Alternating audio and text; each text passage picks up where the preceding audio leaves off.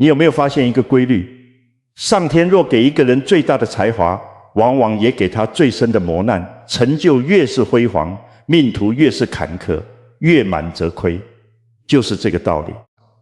而最有代表性的例子就是琼瑶，他一生创作了66部小说，大部分被改编为电影和电视剧，整整30年，从台湾到大陆，再到整个华语世界，没有一个角落逃得过他的故事。《还珠格格》播出那一年，全亚洲的电视机同时亮起，他用一支笔点亮了整整2个世代的爱情想象。但是各位，就是这样一个女人，爱她的人封她为爱情教母，恨她的人说她是名不正言不顺的小三，亲手拆散了一个原本美满的家庭。功与过在她身上纠缠了一辈子。然而2024年12月4日，86岁的琼瑶在淡水的家中穿上红色的衣裳，亲手终结了自己的生命，留下了最耐人寻味的遗书。琼瑶身后留下庞大遗产，她的亲生儿子与3个继子女之间，一场遗产之争悄然展开，鹿死谁手尚未可知。各位，一个用爱情征服世界的女人，为何走向如此悲凉的收场？她的一生究竟是一场怎样的因果？今天我们就从琼瑶的故事窥探人生。琼瑶出生于战乱年代，生于四川成都，11岁那年随父母迁居台湾，从小在书香家庭长大，偏偏什么功课都不好，只有国文好，联考落榜。在家人眼中，他是那个最失败的孩子。一直到他17岁，那个情窦初开的年龄，一个男人走进了他的世界。他是琼瑶的国文老师，叫做蒋仁，比他大了整整25岁。学问渊博是他在那个灰暗岁月里唯一的光，但这道光很快就被人强行熄灭了。母亲一状告到警察局，说蒋仁引诱未成年少女；又一状告到教育部，说蒋仁诱拐学生失道，尊严何在？教育部最终解聘了蒋仁，蒋仁从此身败名裂，连夜逃往南部。临行前，他给琼瑶写了最后一封信：我要找个地方舔平我的伤口。这句话后来被琼瑶写进了无数部小说里。蒋仁走了，17岁的琼瑶选择了轻生，但幸好轻生未遂，活了下来。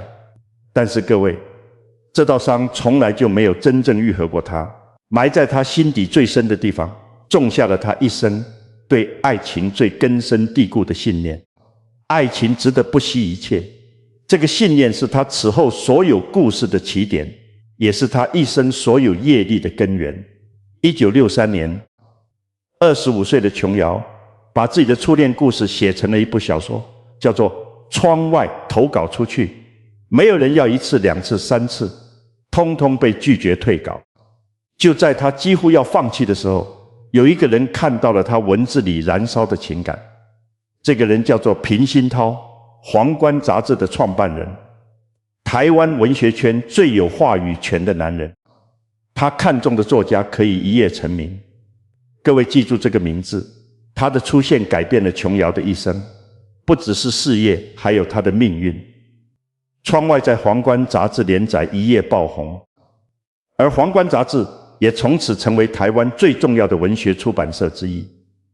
那个年代，台湾还在戒严，人们活在压抑里，不敢说爱，不敢谈情，连梦想都是奢侈的。就是在这样的时代，琼瑶的故事出现了。她告诉无数个在灰色生活里挣扎的人，这个世界上真的有一种爱，是值得用生命去换的。此后30年，她没有停过，几度夕阳红，一帘幽梦，在水一方情深深雨鸾蓝，一步接一步，每一步都是万人空巷。短短20年间，她的作品被改编成了超过50部电影。林青霞因她而红，成为整个华语电影圈最耀眼的面孔。然后1998年《还珠格格》出现了，赵薇红了，林心如红了，苏有朋红了。不只是台湾，整个大陆，整个东南亚，甚至日本、韩国都在播这部戏，收视纪录一破再破，至今无人能及。那是整整一代人共同的青春记忆。他给了整整2个世代一个做梦的理由，这就是他最大的功德。但是各位，玫瑰有刺，他种下的因也在这个时候悄悄开始生长了。琼瑶初恋的伤还没愈合，一个新的男人却走进了他的生命。那个男人叫做庆云，是琼瑶父亲的学生，台大外文系热爱文学，文质彬彬。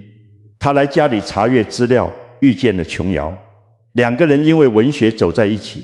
庆云向他求婚说，与其分在2处各自孤独的写作，不如聚在一起结伴写作。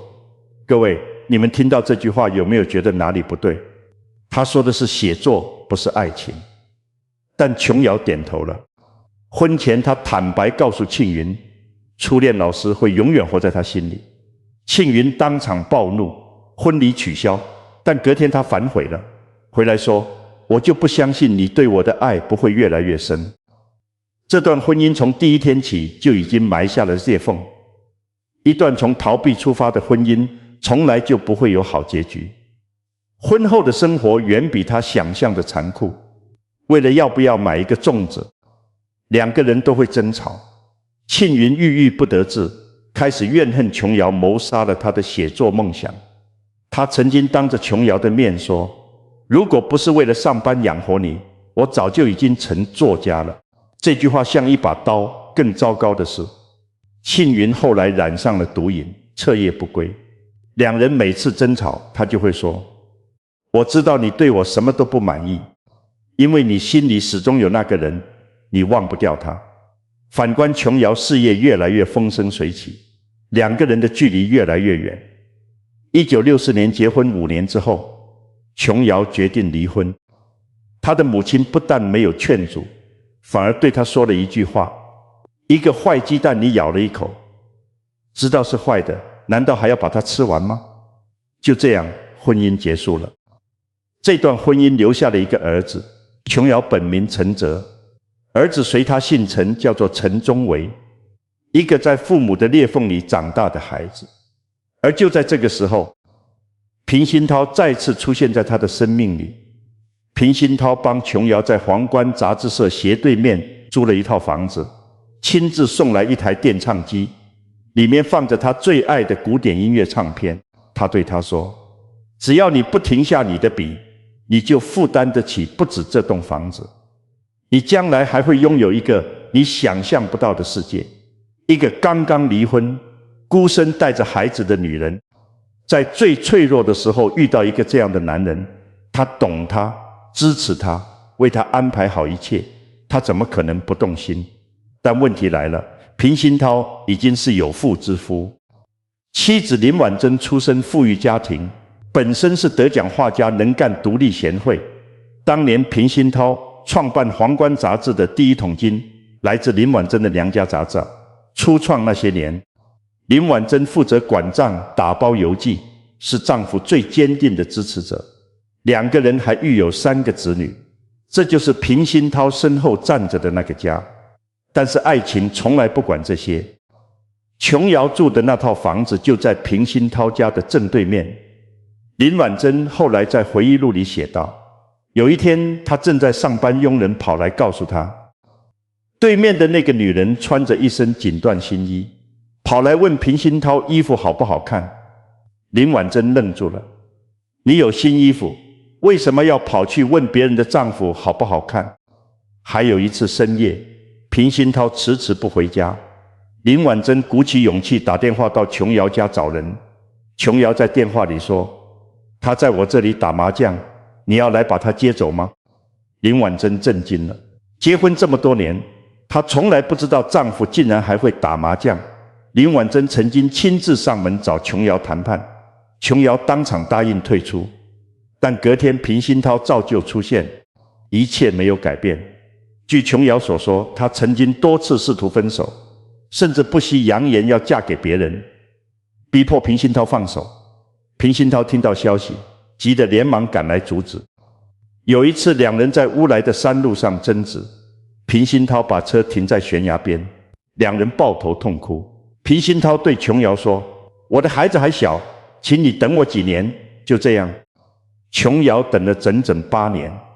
1976年，平鑫涛以林婉珍坚强、琼瑶脆弱需要我为理由，向林婉珍提出离婚。各位，你们听到这句话有什么感觉？一个男人用妻子的坚强作为抛弃他的理由。1979年，41岁的琼瑶与52岁的平鑫涛结婚。结婚那天，琼瑶没有穿婚纱，只在胸口别了一朵兰花。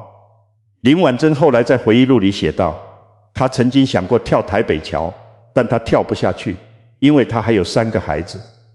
琼瑶以爱为名，夺走了林婉珍的一切。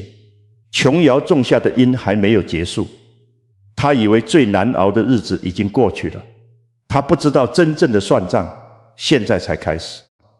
平鑫涛晚年疾病一个接一个来，带状疱疹、前列腺癌、中风，后来又确诊了血管性失智症。那个曾经叱咤台湾文学圈，让无数作家一夜成名的男人，开始认不出身边的人。有一天，平鑫涛突然陷入昏迷，再也没有醒过来。医生告诉琼瑶，脑部大面积血管栓塞，这是不可逆的。如果插上鼻胃管，他有可能再活很多年，但如果不插管，他会很快走掉。琼瑶想起了平鑫涛曾经亲笔写下的心愿：当我病危的时候，不要把我送进加护病房，无论是器械、电击、插管、鼻胃管，通通不要让我走得清清爽爽。琼瑶认为她最清楚平鑫涛的意愿，因此她坚决反对插管。但平鑫涛的子女不同意，他们说医院并没有下病危通知书，父亲只是昏迷，不是走到了终点。父亲活着比什么都重要。2种爱在同一个病床前正面冲撞，这一场争执很快就从病房走到了公开场合。平家子女公开声明，身为子女，我们从来都不曾忘记当年自己母亲所受到的委屈和痛苦。如果一段爱情是建立在伤害另一个人之上，那么这样的爱情无论如何并不伟大，也不值得歌颂炫耀。这句话字字如刀，话里的意思就是，你把我们家害惨了，这笔账我们记了几十年，今天我们要当着全台湾的面拆穿你的假面具。这不只是一场插管之争，这是几十年前那个业力终于开口说话了。林婉珍在痛苦里煎熬的50年，所有的伤，所有的恨，在这一刻全部回来了。平家子女等了几十年，终于等到了这一天，可以把这句话当着全台湾的面说出来。琼瑶不甘示弱，公开反击说，人在做天在看，不要如此残忍和恶毒。他生病这些年，每天都是我在照顾，没有功劳也有苦劳，两边你来我往，互不相让，全台湾都在看这场撕裂。最终琼瑶选择让步，平鑫涛插了管，但他同时宣布与皇冠出版社分家，将自己所有的作品版权独立运营。那一刻，他和平家子女之间已经没有任何退路。2019年，平鑫涛去世，享年92岁。琼瑶以为一切终于可以平静了，她万万没有想到，最伤人的结局还在等着她。葬礼后第3天，平家子女送来了一份平鑫涛的亲笔遗嘱。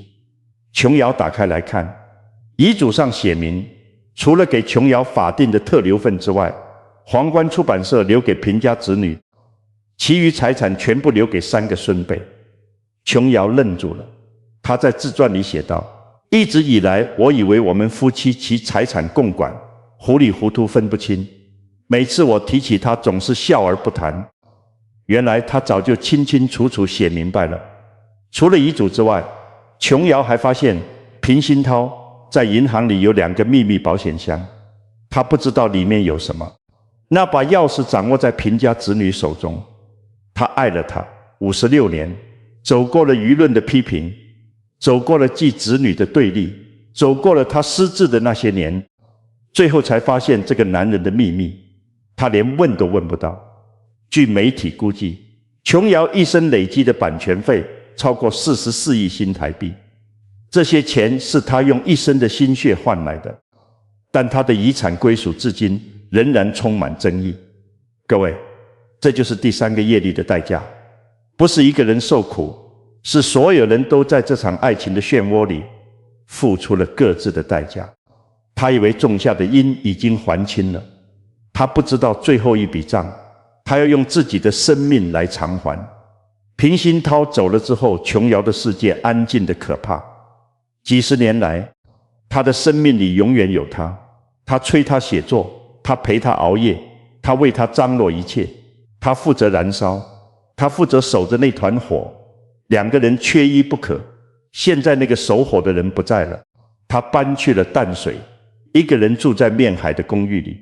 各位，你们有没有想过，几十年前他的名字响彻整个亚洲，几十年后他一个人坐在窗前看着海，没有掌声，没有镁光灯，没有那个陪了他半辈子的男人。这就是再风光的人生最真实的底色。他开始整理自己的人生，最后一次修订自传，把这些年的事一一写进去，遗产的事，保险箱的事，即子女的事。他没有愤怒，只有一种看透了之后的平静。但是各位，这种平静不是真正的放下。他亲眼看着平鑫涛插管躺在病床上，那个曾经精力充沛、叱咤风云的男人，变成一具只剩呼吸的躯壳。他在旁边守着一天又一天，他清楚地知道，那不是活着，那是被死亡拖着走。他不要那样的结局。离世前7天，他在脸书上写下了最后一篇文章。他写平鑫涛扮成北极熊偷亲他的样子，写他有多丑，写他藏着那张照片从来不肯公开。然后他写，可是现在当我看这些照片时，我落泪了。那只北极熊是很可爱很可爱的。最后一句他写道，你已然归去，我不如归去。各位，你们有没有感受到这句话背后的重量？他不是一时冲动，他是想清楚了，他提前安排好了一切，写好了遗书，交代秘书在他离开之后发出去，叮嘱儿媳第二天中午来家里看看，所有的事都处理得清清楚楚。2024年12月4日，他穿上了一件红色的衣裳，红色是生命的颜色，是燃烧的颜色。他安静地躺在沙发上，翩然离去。他留下了这样一封遗书。各位亲爱的朋友知音们，不要哭，不要伤心，不要为我难过，我已经翩然地去了。翩然是我最喜欢的2个字，代表的是自主、自在、自由的飞翔，优美而轻盈。我摆脱了逐渐让我痛苦的驱邪，翩然地化为雪花飞去了。这是我的愿望。死亡是每个人必经之路，也是最后一件大事。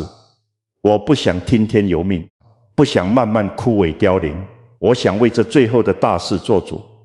上苍对于生命的过程设计的不是很好，当人老了，都要经过一段很痛苦的衰弱、退化、生病、出入医院、治疗无治的时间。这段时间可长可短，对于必将老死的人是多大的折磨。万一不幸还可能成为依赖插管为生的卧床老人。我曾经目睹那种惨状，我不要那样的死亡。我是火花，我已尽力燃烧过。如今当火焰将熄之前，我选择这种方式翩然归去。我要说的话都录在我当雪花飘落的视频里了。希望我的朋友们多看几次视频，了解我想表达的一切。朋友们，不要为我的死亡悲哀，为我笑吧。生命的美好就在于能爱能恨，能笑能哭，能歌能说，能跑能动，能红尘作伴，活得潇潇洒洒，能嫉恶如仇，活得轰轰烈烈。这些我都在有生之年拥有过了。我活过了，不曾辜负此生。我最放不下的就是家人和你们，爱紧紧地系着我心。你们都是我最最不舍的。为了让我的灵魂，不知道人类有没有灵魂也能翩然，大家为我笑，为我高歌，为我飞舞吧。我在天之灵会与你们共舞的。别了，我挚爱的你们，庆幸此生曾经和你们相遇相知。注意，我死亡的方式是在我生命的终站实行的。年轻的你们千万不要轻易放弃生命，一时的挫折打击可能是美好生命中的磨练，希望你们经得起磨练，像我一样活到86、7岁，体力不支时，再来选择如何面对死亡。但愿那时人类已经找到很人道的方式来帮助老人们快乐地归去。亲爱的，你们要勇敢，要活出强大的自我，不要辜负来世间一趟。这世间虽然不是十全十美，也有各种意外的喜怒哀乐，别错过那些属于你的精彩，千言万语说不尽。最后祝福大家健康快乐，活得潇潇洒洒。琼瑶写于淡水双映楼。各位，再风光的人生都有它最落寞的章节。琼瑶的落寞是在亿万人的掌声退去之后，在淡水面海的窗前，一个人静静地面对他这一生所有的得与失。他得到了才华，得到了爱情，得到了名声，但他失去的同样沉重。一个女人从17岁开始燃烧，烧了整整69年，最后她选择在火还没有熄灭之前亲手吹熄。她不是因为绝望，是因为她这一生什么都要亲手做主，包括离开月满则亏，这就是天道。各位，琼瑶这一生究竟留下了多少财富？66部小说，55部电影，34部电视剧，版权费、版税、别墅、影业资产，保守估计身家超过100亿新台币。各位，你们想想看，一个女人用一支笔白手起家，写出了一个100亿帝国，但是这个帝国她一个人守着。平鑫涛去世之后，这个100亿帝国的继承问题立刻成为了所有人关注的焦点。琼瑶这一生有4个子女，亲生儿子陈忠维是她与前夫庆云所生，3个继子女平云、平银、平行是平鑫涛与林婉珍所生。但是各位，这4个人与琼瑶之间的关系可以说是天壤之别。陈忠维是琼瑶唯一的亲骨肉，但因为琼瑶常年专注写作，加上那段贫困婚姻留下的阴影，母子之间的关系从来就不算亲密。平家3子女与琼瑶之间更是恩怨纠缠了几十年。从童年开始，他们眼睁睁看着父亲离开母亲，离开这个家，走向琼瑶那道伤几十年从来没有愈合，插管之争爆发之后，双方彻底撕破脸，从此再无往来。2017年，平家3子女与琼瑶正式决裂。琼瑶离世那一天，只有陈忠维带着妻子和秘书赶到殡仪馆处理后事，平家3子女没有现身。各位，你们看到了吗？一个100亿身价的女人走的时候，身边只有1个儿子和1个秘书。那3个继子女站在这场遗产风波的边缘，冷眼旁观。但问题来了，平家3子女有没有资格继承琼瑶的遗产？法律上的答案很清楚，在台湾，继子女若没有被正式收养，法律上与继父母之间没有血缘关系，不具备继承权。琼瑶从来没有正式收养平家3子女，所以他们对琼瑶的遗产没有法定继承权。但是各位，法律归法律，人心归人心。琼瑶去世后，她的儿媳何无琼第一时间发声，表示琼瑶生前已委托她管理所有版权事务，并严正声明，平鑫涛的子女不是琼瑶的合法继承人，任何侵权行为都将受到法律追究。各位，这场遗产争夺战还没有真正开始，就已经剑拔弩张。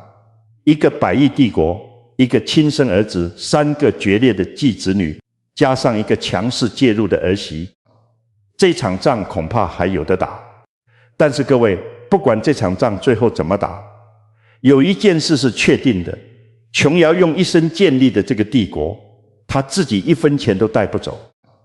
她留下的不只是财富，还有这一生所有的爱与恨，功与过种下的因和未尽的果。各位，说到这里，我们来算一算琼瑶这一生的因果。佛经里有一句话，假使经百劫所作业不亡，因缘会遇时，果报还自受。意思是一个人种下的业力，哪怕过了100个劫也不会消失，只要因缘成熟，果报一定会来。琼瑶这一生种下了什么因？她种下的是一个夺字，她夺了平鑫涛，夺了林婉珍的丈夫，夺了3个孩子的完整家庭，夺了一个女人半生的幸福。她以爱为名，但爱的背后是一个字，夺。佛家说凡有所夺，必有所还。各位，你们有没有想过，琼瑶夺来的那个男人最后给了她什么？他以为他得到了平鑫涛的全部，但是他不知道，平鑫涛这个男人骨子里从来就是一个传统的中国男人。他可以爱琼瑶，可以为她写序，可以为她安排一切，但是到了最后关头，他的血脉，他的骨肉，他的财富，他真正在意的东西全部留给了他自己的儿孙，不是琼瑶。遗嘱清清楚楚，保险箱的钥匙在贫家子女手里，皇冠出版社给了贫家子女。各位，这就是天道最精妙的地方。他费尽一生得到了那个男人的爱，但他得不到的是那个男人骨子里对自己骨肉的那份情。他夺得走他的人，夺不走他心底最深处的牵挂。他以为赢了56年，但他从来就没有真正赢过。佛家说菩萨为因，众生为果。真正有智慧的人在意的不是结果，而是自己种下了什么因。琼瑶种下的因是执念，17岁那道伤让他相信爱情值得不惜一切。这个信念驱动了他一生所有的选择。他伤了林婉珍，伤了3个孩子，也伤了他自己。佛经又说莫轻小恶以为无罪，死后有报，先毫受之。不要以为小小的恶不会有报应，哪怕是一丝一毫，都会在因缘成熟的时候分毫不差地回来。林婉珍的50年之苦，在插管之争那一刻回来了。3个孩子的伤，在记子女那句这段爱情不值得歌颂里回来了。平鑫涛的秘密在遗嘱和保险箱里回来了。各位，但我想说一件事，琼瑶这一生不是一个坏人，她是一个带着伤去爱的人，一个从来没有学会放下执念的人，一个用尽一生去追求爱情，却忘了佛家最根本的一句话：诸行无常的人。一切都会过去，爱情、名声、财富，那个你以为得到了的人，全部都会过去。唯一留下来的是你种下的因和你承受的果。盛极必衰，这是天道，从来不会因为任何人而例外。他燃烧了一生，正如他自己说过的那句话：生时愿如火花般热烈燃烧，死时愿如雪花般飘然落地。他做到了，这不是悲剧，这是天道给他这一生最后的答案。各位，有一个问题我想请你们想一想，琼瑶的故事，师生恋，婚外情为爱，不惜一切，放在今天随便哪一个都会被骂得体无完肤。但是几十年来，亿万人守着他的故事哭，守着他的故事笑，把他的角色当成自己一生最深的记忆。这到底是为什么？答案就藏在他这一生的故事里。琼瑶所有的小说，说穿了都是他人生的投影。窗外是他和国文老师的师生恋，烟雨阑珊是他对爱情的渴望，近一帘幽梦是他对命运的诘问。他笔下那些歇斯底里的女主角，那些为爱不惜一切的痴情男女，不是他在编故事，是他在写自己。一个作家把自己最深的伤，最真实的渴望全部倾注进文字里，这样的故事怎么可能不打动人？你感受到的那份共鸣，不是因为故事编得好，是因为那份伤是真实的。各位，你们有没有想过，为什么琼瑶笔下的女主角动不动就说没有她我就不活了？为什么她的男主角动不动就为了爱情不惜一切？因为琼瑶自己就是这样爱过的。17岁，她为了初恋差点走上绝路，8年婚外情，她在道德的夹缝里煎熬。她把自己所有的执念，所有的疯狂，所有说不出口的渴望，全部化成了笔下的故事。读者看到的是虚构的角色，但感受到的是一个真实女人最深处的灵魂。这就是琼瑶故事最大的魔力。她不是在写别人的故事，她是在写每一个人心底那个不敢说出口的自己。那个年代台湾还在戒严，人们活在压抑里，不敢说爱，不敢谈情，连梦想都是奢侈的。社会告诉每一个人，你要守规矩，你要服从，你要把自己的渴望压下去，不能让别人看见。就在这样的年代，琼瑶的故事出现了。她笔下的角色突破阶级去爱，突破伦理去爱，突破一切世俗的枷锁去爱。婉君陷入四角恋，雅琪被丈夫背叛，小燕子在紫禁城里横冲直撞。这些故事放在今天或许显得夸张，但在那个压抑的年代，是整整一代人最大的精神出口。观众爱看，不是因为他们认同这些价值观，是因为他们自己不敢做的事。琼瑶的主角替他们做了，那份释放是真实的，那份共鸣是真实的。各位，你们有没有这样的经历？坐在电视机前，看着小燕子在皇宫里大哭大闹，明明知道是戏，眼泪却止不住。那不只是因为故事好看，那是因为小燕子说出了你这一生从来没有机会说出口的话。这就是琼瑶的功德。她给了整整2个世代一个做梦的地方，但是时代变了。赵薇曾经说过一句话，说得非常准确。当时我们演的时候，没有人觉得何书桓是渣男，但现在所有人都说他是个渣男，好像观念变了。以前就只觉得他是个痴情男子，这不是琼瑶变了，是时代变了。今天的观众有了更多的选择，有了更强的自我意识，他们不再接受为爱牺牲一切的逻辑，不再接受男人可以同时爱2个女人的设定，不再接受女主角把婚姻看得比自己的生命更重要。他们说琼瑶三观不正，但是各位，琼瑶从来就没有说她是在写正确的价值观，她写的是人心最深处最真实的渴望，被爱、被看见、被珍惜。这份渴望从来就没有变过，只是表达的方式跟不上时代了。2013年花非花雾非雾播出之后，观众骂声一片。有人说50年过去了，琼瑶还在编织同一个梦，已经从苦情阿姨变成了雷剧奶奶。琼瑶没有多做回应，她只是慢慢地淡出了娱乐圈。各位，你们有没有想过，一个用一生点亮亿万人爱情梦想的女人，在自己的故事被时代抛弃的时候，她的心里是什么感受？她燃烧了一生，给了整个世界最美的梦，最后世界告诉她，你的梦过时了。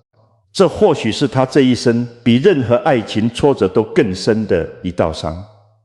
不是林婉珍，不是继子女，不是遗产，而是她用生命换来的故事，在她还活着的时候就已经开始被人遗忘了。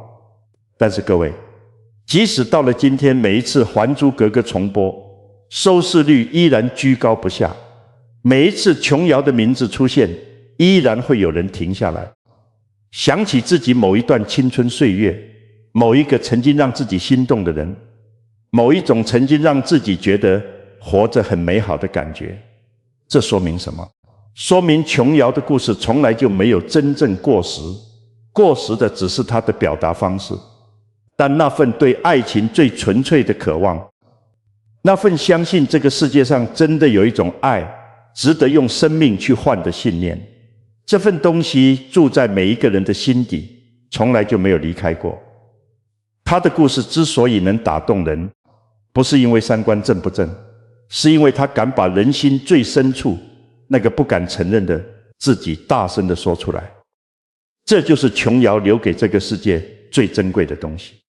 各位，琼瑶这一生不是离我们很远的故事，她的执念，我们每一个人心底都有一个版本。也许不是爱情，也许是一份事业，一段关系，一个你以为非得到不可的东西，你为了它不惜一切，你告诉自己这是值得的。但是各位，因果从来不等人，真正有智慧的人不是在果报来临的时候才后悔，而是在种下因的那一刻就问自己，这个因我愿意承受它的果吗？琼瑶17岁种下了执念，用一生去追，用一生去还。